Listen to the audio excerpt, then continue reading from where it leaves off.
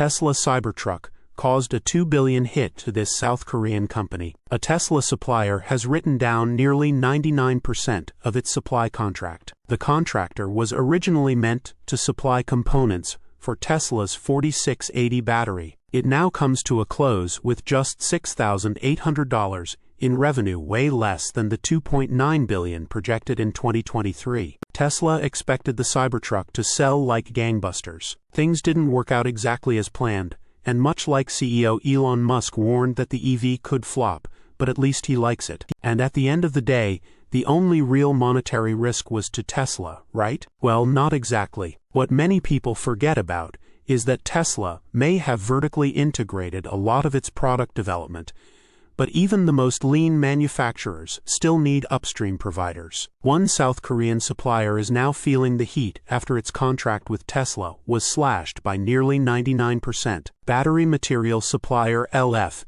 is the latest casualty of the Cybertruck's short-lived fiasco. According to a report from Bloomberg, LF revealed this week that a massive supply contract originally valued at $2.9 billion, when it was awarded 9 months before the first Cybertruck was delivered, has been slashed by nearly 99%. The contract, which officially concludes on December 31st, ends with a symbolic $6,800 in revenue at today's conversion rates for LF. The material that LF supplied to Tesla was a high-nickel cathode, reportedly intended for the Holy Grail 4680 cell that Tesla developed for use with new products like the Cybertruck. Unfortunately, the 4680 program hasn't exactly gone smoothly. What was supposed to be both an engineering and manufacturing leap for Tesla sparked competition from other global battery suppliers. Meanwhile, Tesla's internal battery program struggled to gain traction. Much like Cybertruck sales, and geopolitical tariff turmoil turned automotive suppliers upside down. Now, it's important to point out that while Cybertruck demand may have contributed to LF's contract write-down,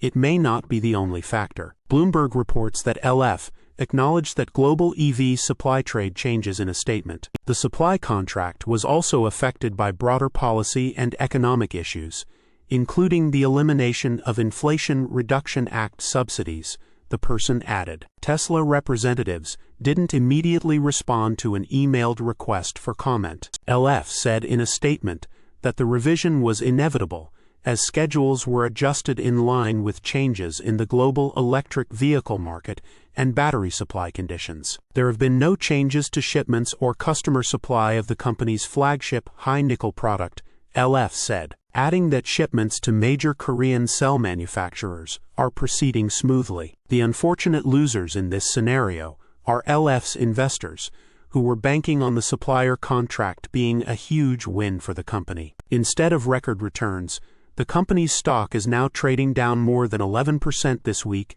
and 64% down since the Tesla contract was announced in early 2023. For Tesla, this is barely a footnote. The Cybertruck still exists, still sells, and still prints headlines. But suppliers should take their own cautionary notes, though. Building a business around Tesla's vision may be bold, but it's also ruthlessly conditional. If anything gets in the way, including tariffs, the future could change at a moment's notice. Source: reposted and summarized from Rob Stumpf at insideevs.